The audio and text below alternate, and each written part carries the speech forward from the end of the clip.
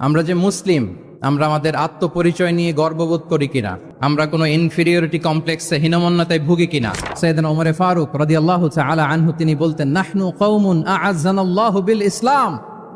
আমরা তো এমন জাতি যে জাতিকে আল্লাহ তাআলা ইসলাম দিয়ে সম্মানিত করেছেন। আমরা তো এমন জাতি যে জাতিকে আল্লাহ ইসলাম দিয়ে মর্যাদা দিয়েছেন। ফাইন ইবতাগাইনাল ইজ্জাতা বিগাইরিহি আদাল্লানাল্লাহ। ইসলাম ছাড়া অন্য কোথাও যদি আমরা সম্মান তালাশ করি, স্ট্যাটাস, ডিগনিটি, মর্যাদা তালাশ করি, তাহলে আল্লাহ তাআলা আমাদেরকে অপমানিত করে ছাড়বেন। কোনো যদি, কিন্তু, তবে ছাড়া আল্লাহর আদেশের সামনে, আল্লাহর ইচ্ছার সামনে নিজেকে উজাড় করে দেওয়ার নাম হচ্ছে ইসলাম।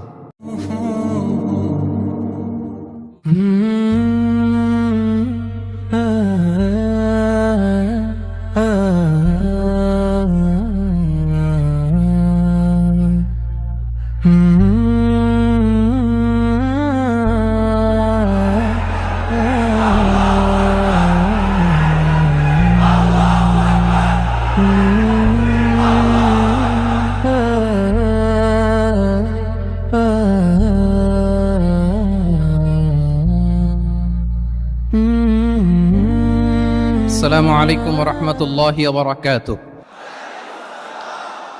নর্থ সাউথ ইউনিভার্সিটি কর্তৃক আয়োজিত আজকের এই কোরআন কনফারেন্স এবং সিরা এক্সিবিশন 2025-এ আপনারা যারা উপস্থিত হয়েছেন, আপনাদের সবাইকে জানাচ্ছি আন্তরিক শুভেচ্ছা এবং মোবারকবাদ। যে টপিকটা আমি অ্যাড্রেস করার চেষ্টা করব সেটা হচ্ছে being proud of our Muslim identity.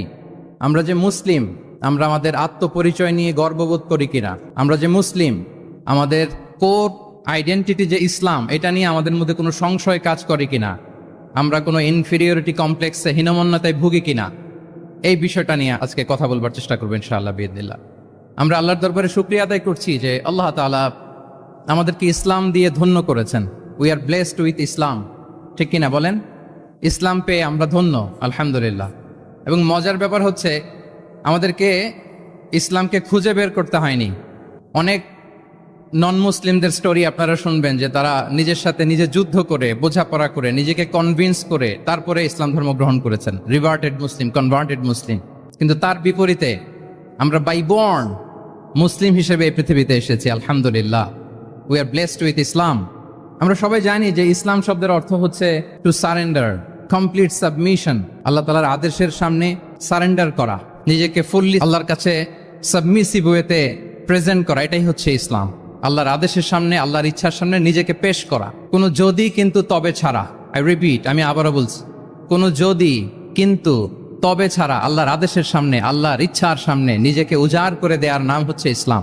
আল্লাহর ইচ্ছার সামনে, আদেশের সামনে নিজেকে উজাড় করে দেওয়ার নাম কি? ইসলাম। ইসলামই হচ্ছে আমাদের আইডেন্টিটি, আমাদের আত্মপরিচয় এবং আমাদের সম্মান আল্লাহ রেখেছেন ইসলামে। তাহলে নিজেকে আমরা এমনভাবে আল্লাহর কাছে প্রেজেন্ট করতে হবে, উপস্থাপন করতে হবে, এখানে কোনো যদি, কিন্তু, তবে কন্ডিশন থাকবে না। আল্লাহ আদেশ করেছেন তো মেনে নিয়েছি। নিজেকে উজাড় করে সঁপে দেয়া, ঠিক যেমনি সাইয়েদনা ইব্রাহিম আলাইহিস সালাম নিজেকে সঁপে দিয়েছিলেন। আল্লাহ তাআলা বলছেন, ওয়া ইয ক্বালা লাহু রাব্বুহু আসলিম ক্বালা আসলামতু লিরাব্বিল আলামিন। আল্লাহ তাআলা যখন সাইয়েদনা ইব্রাহিম আলাইহিস সালামকে বলেছিলেন যে ইব্রাহিম আসলিম, মানে সারেন্ডার করো, আত্মসমর্পণ করো, তিনি কোনো যদি, কিন্তু, তবে এগুলোর আশ্রয় নিয়েছিলেন নাকি? বলেন তো না। আসলামতু লিরাব্বিল আলামিন, আল্লাহ আমি সারেন্ডার করলাম, আল্লাহ আমি আত্মসমর্পণ করলাম, আল্লাহ আমার নিজেকে আমি আপনার কাছে সঁপে দিলাম। এটাই হচ্ছে ইসলাম। এবং আমাদের সম্মান, আমাদের স্ট্যাটাস, আমাদের ডিগনিটি, আমাদের মর্যাদা আল্লাহ তাআলা রেখেছেন এই ইসলামের ভেতরে। সাইয়েদনা ওমর ফারুক রাদিয়াল্লাহু তাআলা আনহু তিনি বলতেন, নাহনু কওমুন আ'আজ্জানাল্লাহু বিল ইসলাম। আমরা তো এমন জাতি যে জাতিকে আল্লাহ তাআলা ইসলাম দিয়ে সম্মানিত করেছেন। আমরা তো এমন জাতি যে জাতিকে আল্লাহ ইসলাম দিয়ে মর্যাদা দিয়েছেন। ফাইন ইবতাগাইনাল ইজ্জাতা বিগাইরিহি আদাল্লানাল্লাহ। ইসলাম ছাড়া অন্য কোথাও যদি আমরা সম্মান তালাশ করি, স্ট্যাটাস, ডিগনিটি, মর্যাদা তালাশ করি, তাহলে আল্লাহ তাআলা আমাদেরকে অপমানিত করে ছাড়বেন। তাহলে আওয়াজ করে বলুন তো, আমাদের সম্মান আর মর্যাদা ইসলামে। আওয়াজ করে বলি, আমাদের মর্যাদা সম্মান কোথায়? ইসলামে। And this is our identity, এটাই আমাদের আত্মপরিচয়। সম্মানিত সুধীমণ্ডলী, আমি আমার আজকের এই আলোচনায় দুইটা বিষয়কে একটু টাচ করবার চেষ্টা করব। এক নাম্বার হচ্ছে, why should we feel proud of our identity.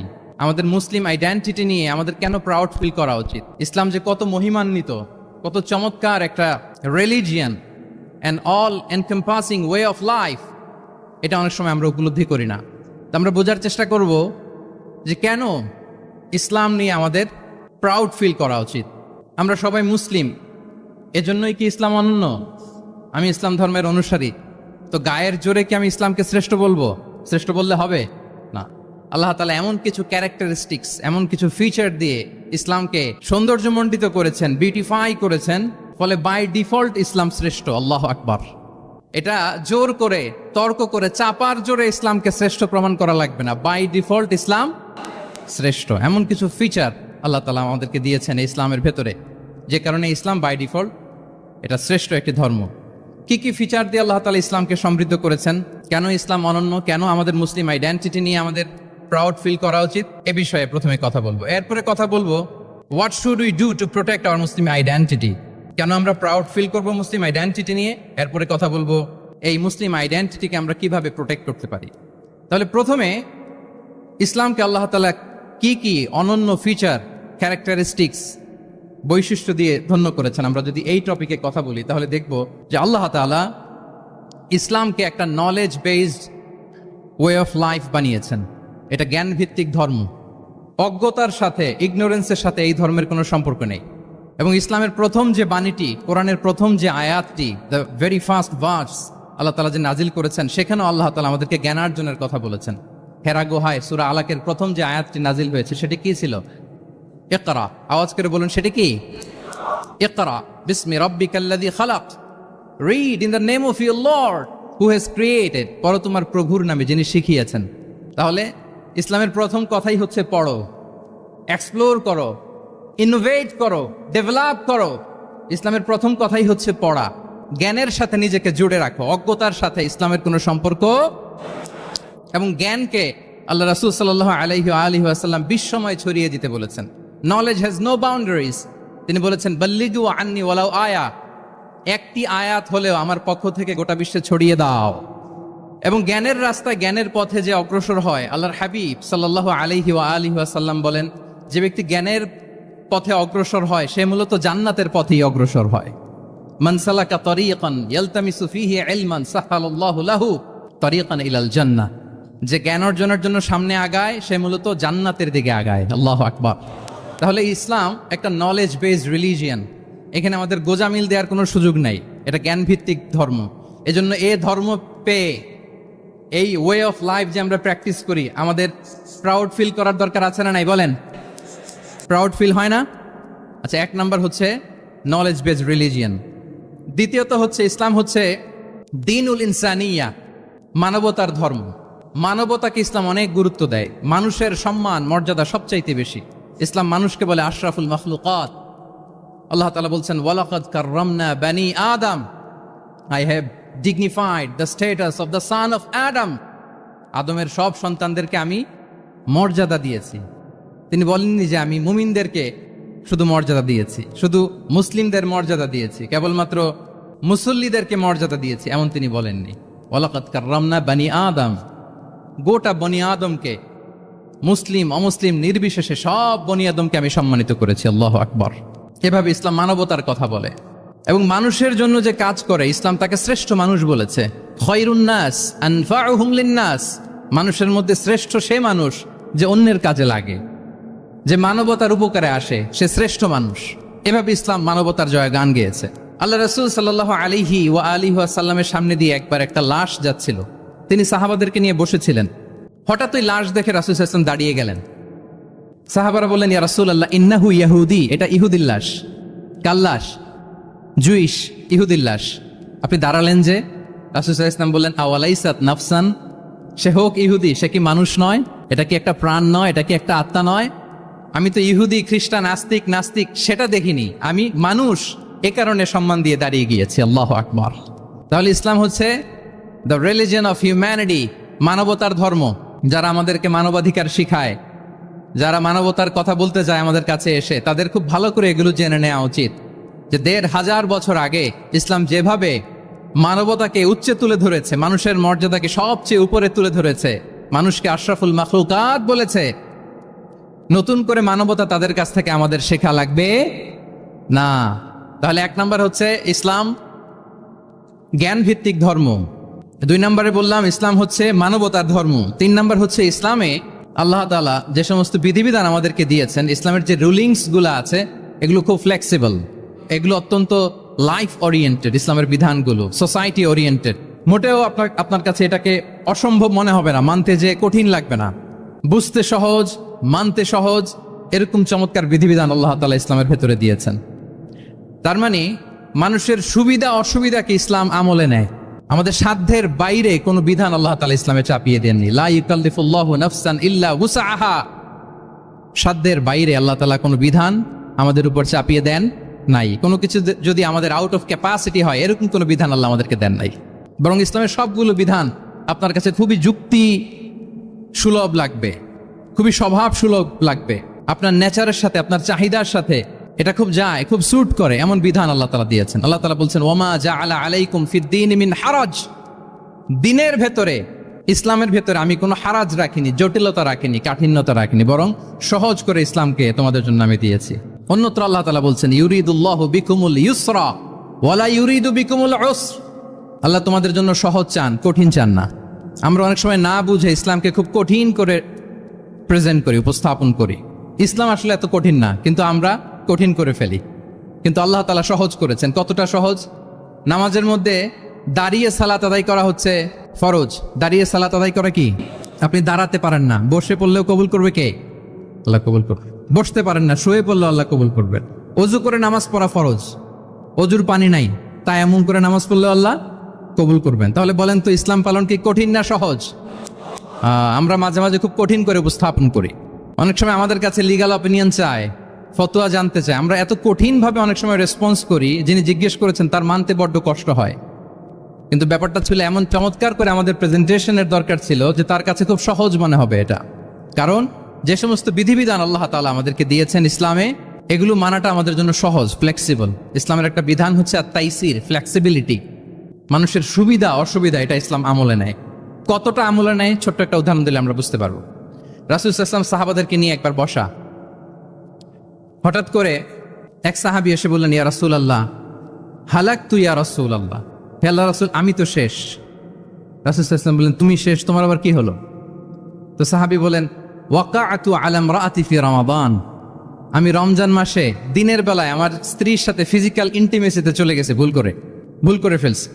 আমরা জানি যে রমাদানে আমরা কিছু কাজ করতে পারি না। সিয়ামের সংজ্ঞাই হচ্ছে আসসামু ওয়াল ইমসাক আনিল আকলি ওয়া শুরবি ওয়াল জিমাই মিন তুলুইল ফাজরি ইলা গুরুবি শামসি মা'আন নিয়া, মানে রোজা হচ্ছে এটা এমন ইবাদত, সূর্যোদয় থেকে সূর্যাস্ত পর্যন্ত না খেয়ে থাকা, কোনো কিছু পান না করা, এবং দিনের বেলায় বিবাহিতরা তাদের স্ত্রীদের সাথেও ইন্টিমেসিতে যেতে পারবে না। এটা যদি কেউ মেনটেন করে এটা হচ্ছে সিয়াম। তো সাহাবী বলে ইয়া রাসূলুল্লাহ আমি তো শেষ, আমি তো দিনের বেলা ভুল করে ফেলছি, আমি তো আমার স্ত্রীর সাথে মেলামেশা করে ফেলছি, এখন কি করব? তো এটার আবার একটা বড় পেনাল্টি আছে, আপনারা যারা জানেন যে ইচ্ছাকৃত রোজা ভাঙলে কাজাও করতে হয়, কাফারাও দিতে হয়।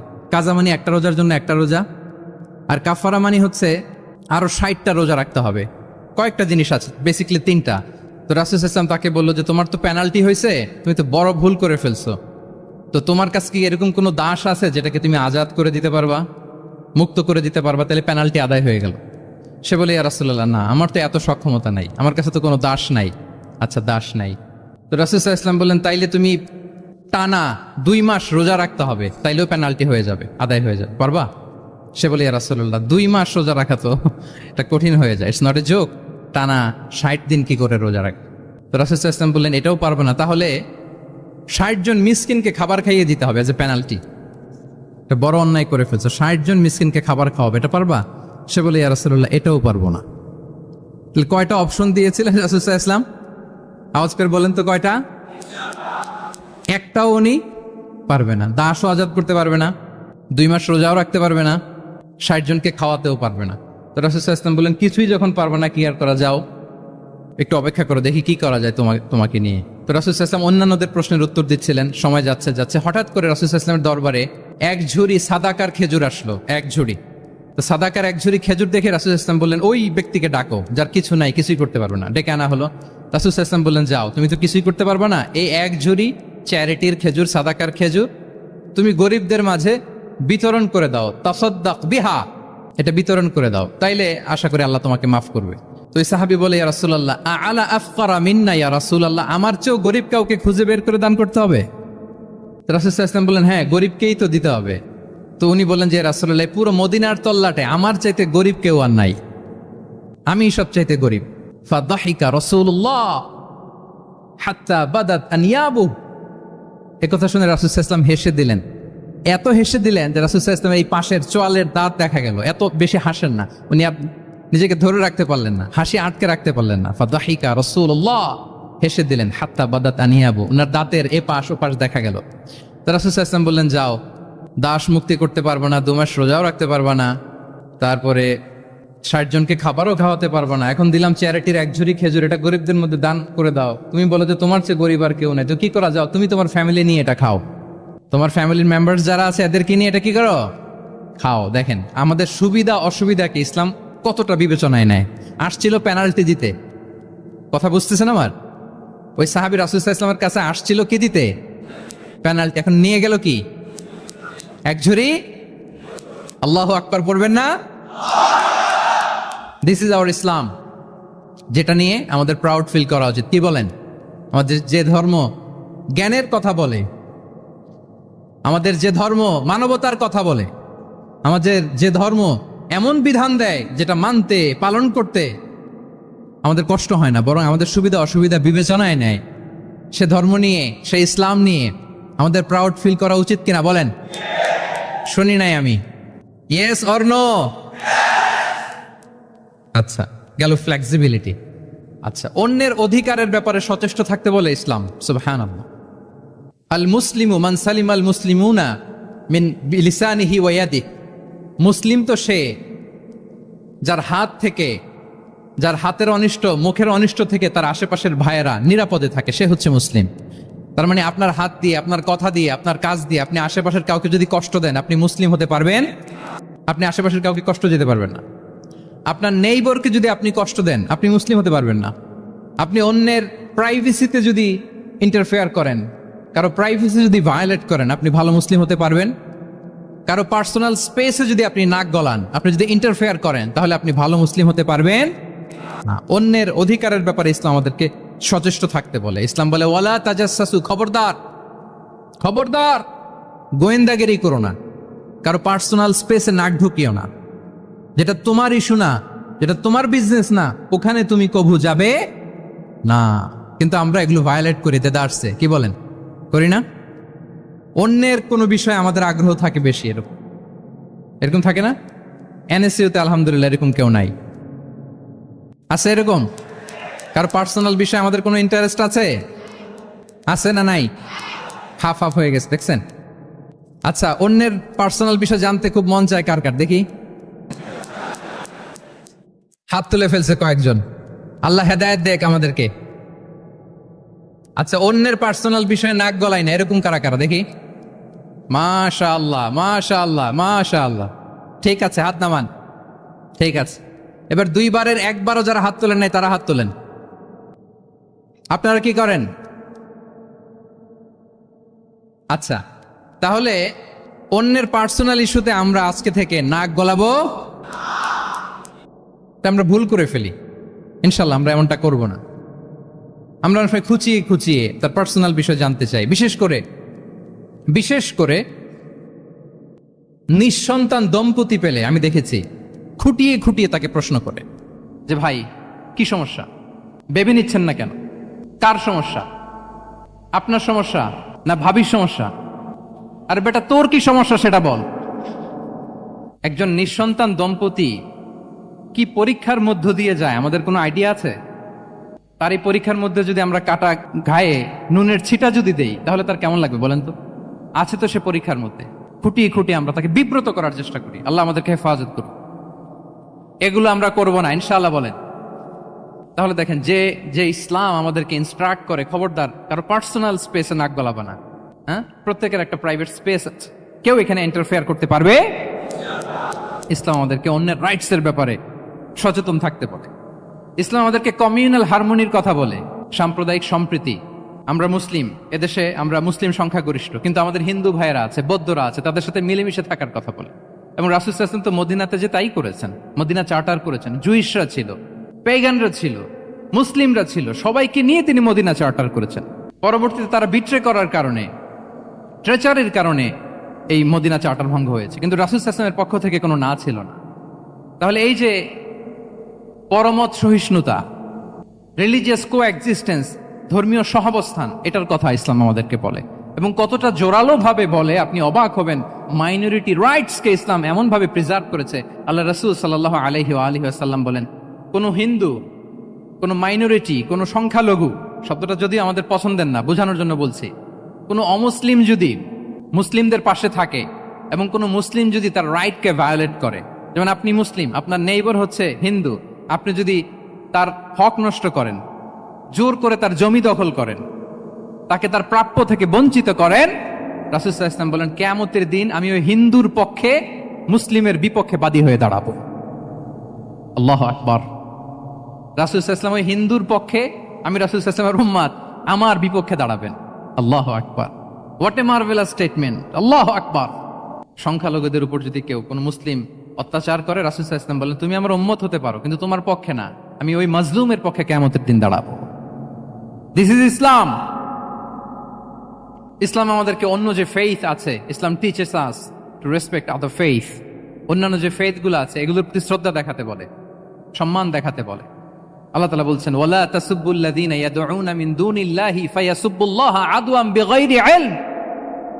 ওহে বিশ্বাসীরা, আল্লাহকে ছাড়া তারা যাদেরকে ডাকে, যাদের উপাসনা করে, ওই সমস্ত দেব দেবীকে তোমরা গালি দিও না, ফলে রাগান্বিত হয়ে অজ্ঞতাবশত তারা আল্লাহকে গালি দিবে।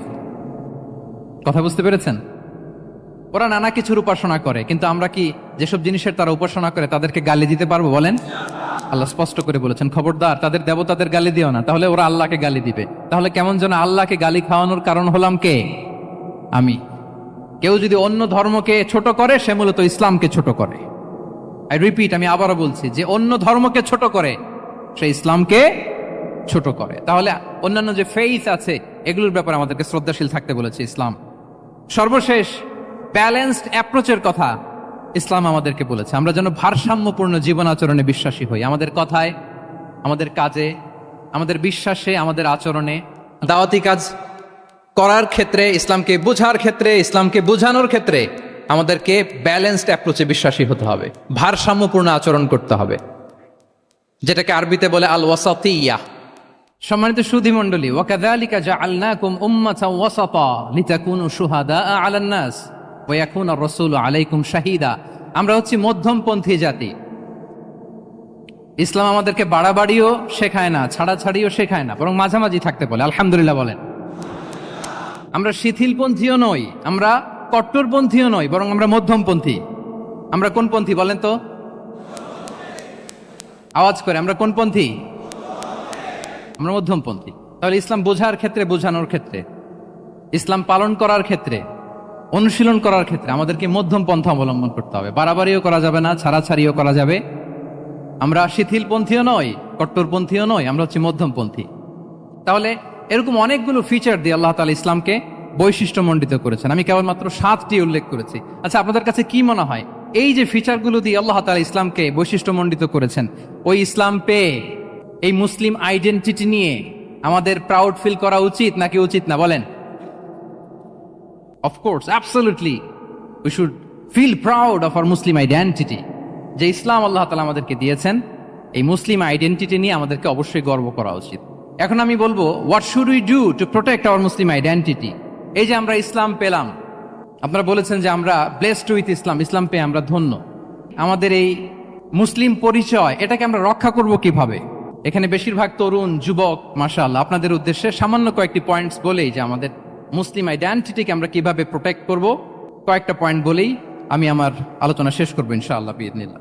মৌলিকভাবে যদি বলতে হয়, আমাদের এই মুসলিম আইডেন্টিটি যদি আমাদেরকে প্রিজার্ভ করতে হয়, প্রোটেক্ট করতে হয়, সর্বপ্রথম যেটা আমাদেরকে করতে হবে সেটা হচ্ছে অন টাইমে আমাদেরকে সালাত আদায় করতে হবে। Times prayer on time. Push yourself to go to মস্ক for offering সালাত। নিজেকে পুশ করতে হবে। প্রথম হিসেব নিবেন এনএসইউর যুবক ভাইয়েরা আমার দিকে তাকান। প্রথম আল্লাহ তাআলা হিসেব নেবেন কিয়ামতের ময়দানে এই সালাতের। আউয়ালু মা ইউহাসাবু বিহিল আবদু ইয়াউমাল কিয়ামাতি আস-সালাহ। সর্বপ্রথম আল্লাহ তাআলা এই সালাতের হিসাব নেবেন। এই সালাতের হিসাব যদি আমরা সুন্দর করে দিতে পারি, সব সুন্দর হয়ে যাবে। এবং ঈমান আর কুফরের মাঝে পার্থক্য হচ্ছে এই সালাহ। আওয়াজ করে বলুন, ঈমান আর কুফরের মাঝে পার্থক্য কি? এটাতে কোনো ছাড় নাই, compulsory. Push yourself to offer Salah on time.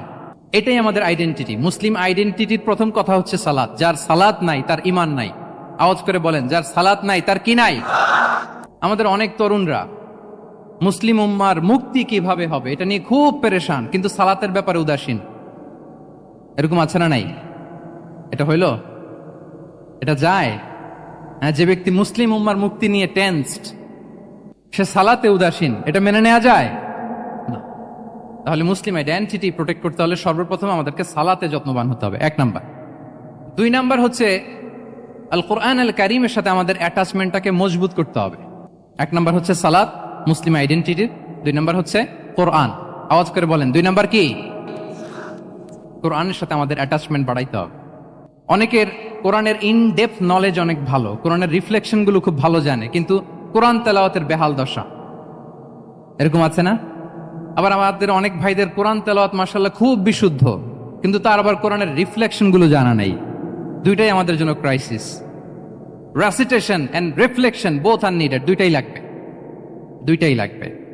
যে প্রজন্ম কোরআন জানে না তারা কখনো সফল হতে পারে না। আই রিপিট, আমি আবারও বলছি, যে প্রজন্ম কোরআন জানে না তারা কখনো সফল হতে পারে। তাহলে আমাদের মুসলিম আইডেন্টিটিকে যদি প্রিজার্ভ করতে হয়, প্রোটেক্ট করতে হয়, প্রথমে আমাদেরকে সালাতের ব্যাপারে সোচ্চার হইতে হবে, সচেতন হইতে হবে। 2 নম্বরে কোরআনের সাথে আমাদেরকে অ্যাটাচমেন্ট বাড়াইতে হবে। কোরআন যেমনি বিশুদ্ধভাবে আমার আবৃত্তি করতে, তেলাওয়াত করতে জানতে হবে, আবার কোরআনের রিফ্লেকশনগুলো, কোরআনের শিক্ষাগুলো আমাদেরকে জানতে হবে। দুটো গেল। 3 নম্বর হচ্ছে হালাল হারাম কনসার্ন। হালাল যদি আপনি মেনটেন না করেন, আপনার কোনো মুসলিম আইডেন্টিটি নাই। আল্লাহ বলছেন, কুলু মিম্মা ফিল আরদি হালালান তাইয়্যিবা। এই জমিনে যেগুলোকে আমি হালাল করেছি এগুলো তোমরা কনজিউম করো। সম্মানিত শুধু খেয়াল রাখবেন, হালালের ভেতরেই বরকত আছে। হালালে কি আছে?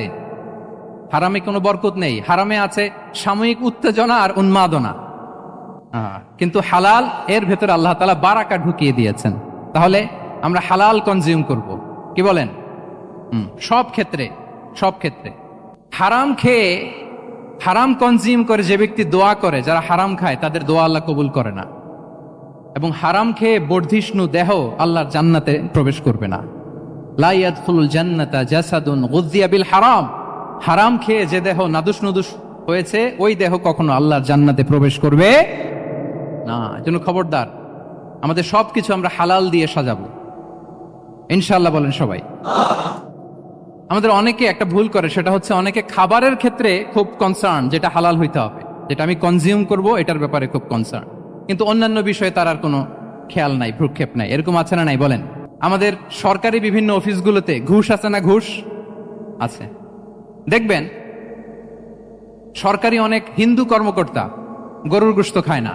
কেন খায় না? তার ধর্মে এটা নিষেধ, গরু খেতে চায় না। আচ্ছা, আবার সরকারি অফিসগুলোর অনেক মুসলিম কর্মকর্তা দেখবেন সরকারি কাজে থাইল্যান্ড গিয়েছে, চায়না গিয়েছে, খুঁজে হালাল রেস্টুরেন্ট খোঁজে, ওয়াইন খায় না, পর্ক খায় না। কারণ কেন খায় না?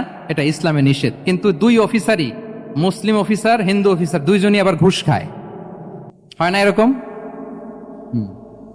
হিন্দু অফিসার গরুর গোশ খায় না, তার ধর্মে নিষেধ। মুসলিম অফিসার ওয়াইন খায় না, পর্ক খায় না, তার ধর্মে নিষেধ। তো ঘুষও তো 2 ধর্মের নিষেধ, কি বলেন? তাহলে যেটা খাবো, কনজিউম করবো, শুধু এইটার ব্যাপারেই কি হালাল? না। ইউর ইনকাম শুড বি হালাল, ইউর ফ্যাশন শুড বি হালাল, ইউর এন্টারটেইনমেন্ট শুড বি হালাল, ইউর রিলেশনশিপ শুড বি হালাল। আপনার রিলেশনশিপও কি হইতে হবে? এই তো আসল জায়গায় চলে আসছি এখন। হালাল রিলেশনশিপ কোনটা? বিয়ে। এই পবিত্র বিয়ের মাধ্যমে আমরা এই হালাল রিলেশনশিপকে উপভোগ করতে পারবো। এর বাইরে আর কোনো রিলেশনশিপে যাওয়া যাবে? হ্যাঁ। প্রি ম্যারিজ রিলেশনশিপ, এটা কি হালাল না হারাম? হ্যাঁ, ফতোয়া আপনারাই দিয়ে দিচ্ছেন। বলেন, বিবাহ বহির্ভূত যে কোনো রিলেশনশিপ হালাল নাকি হারাম? এক্সট্রা ম্যারিটাল যে কোনো রিলেশনশিপ, বলেন হালাল নাকি হারাম? সাবধান হইতে হবে। তাহলে হালালের সাথে আমাদের সম্পর্কটাকে জোরদার করতে হবে। আচ্ছা, আপনারা আমার সাথে আছেন তো? মুসলিম আইডেন্টিটি রক্ষায় প্রথমে কি বলেছিলাম? সালাত। 2 নম্বরে অ্যাটাচমেন্ট উইথ কোরআন। 3 নম্বরে কি? হ্যাঁ, হালাল মেনটেন করতে হবে। আচ্ছা, গেল। 4 নাম্বার হচ্ছে আমাদের একটা গুড সার্কেল মেনটেন করতে হবে। Always engage with good circle, maintain a good circle. যত টক্সিক পিপল আছে এদেরকে ইগনোর করবেন, দূরে থাকবেন। আপনাকেও ভালো করতে দিবে না, নিজেরাও ভালো থাকবে না, এরকম আছে না নাই? ভালো স্টাডি সার্কেল মেনটেন করব আমরা। দিনের মৌলিক বিষয়গুলো শেখার জন্য একটা ভালো সার্কেল মেনটেন করব। এমন সার্কেলে থাকবেন, এমন লোককে বন্ধু বানাবেন যাকে দেখলেই আল্লাহর কথা স্মরণ হয়। কি বলেন? এরকম একটা ভালো পরিবেশ খুঁজে নেন, একটা দিনী সার্কেল খুঁজে নেন। Never stop learning Islamic knowledge. যারা এই যে নলেজ শেয়ারিং সেশন করে, ইসলামিক হালাকা করে, কোরআনিক স্টাডি সার্কেল করে, এই সার্কেলগুলোর সাথে আমরা থাকবো ইনশাআল্লাহ। কি বলেন? সবাই থাকবেন তো? তা না হলে মুসলিম আইডেন্টিটি আমরা প্রোটেক্ট করতে পারবো। আচ্ছা, 5 নম্বরে হচ্ছে এঙ্গেজ উইথ গুড ওয়ার্ক। কল্যাণমূলক কাজের সাথে নিজেকে আমরা জড়িয়ে রাখবো। এই যে টাইমটা আপনার লাইফের সবচেয়ে ক্রিম টাইম আপনি পার করছেন, বেশিরভাগ শ্রোতাই তো এখানে তরুণ এবং যুবক, এই সময় আপনি আর পাবেন না, কখনো পাবেন না। এই টাইমটাকে যেন আমরা কাজে লাগাই। এমন সময় আপনারা পার করছেন, আপনারা চাইলে বাতাসের গতিকে আপনারা পাল্টে দিতে পারেন, সাগরের স্রোতকে উল্টে দিতে পারেন, আপনারা চাইলে ইতিহাস গড়তে পারেন। এই যে 24-এর এই যে আপরাইজিং হলো, কারা করেছে এটা? হ্যাঁ, প্রবীণরা না নবীনরা? বলেন তো। এই যে আবু সাইদ বুক টান টান করে যে দাঁড়িয়েছে, সে কি বুড়া মানুষ ছিল না যুবক ছিল আপনাদের মতো? আল্লাহ রাসূল সাল্লাল্লাহু আলাইহি ওয়া আলিহি ওয়াসাল্লাম তিনি বলেন, ইগতানিম খামসান ক্বাবলা খামসিন। 5 জিনিস ফুরিয়ে যাওয়ার আগে 5 জিনিসকে গনিমত মনে করো, গুরুত্বপূর্ণ মনে করো। এর মধ্যে একটা হচ্ছে শাবাবাকা ক্বাবলা হারামিক। তোমার বার্ধক্য আসার আগে তোমার এই যৌবনকে, প্রৌঢ়ত্বের আগে এই যৌবনকে কাজে লাগাও। এবং কিয়ামতের দিন আল্লাহ তাআলা 7 শ্রেণীর ব্যক্তিকে তার সুশীতল আরশের নিচে ছায়া দিবেন, যেদিন আল্লাহর আরশের সুশীতল ঠান্ডা ছায়া ছাড়া আর কোনো ছায়ার ব্যবস্থা থাকবে না। ওই 7 শ্রেণীর ব্যক্তির মধ্যে এক ব্যক্তি হচ্ছে ওয়াশাবুন নাশাআ ফি ইবাদাতিল্লাহ।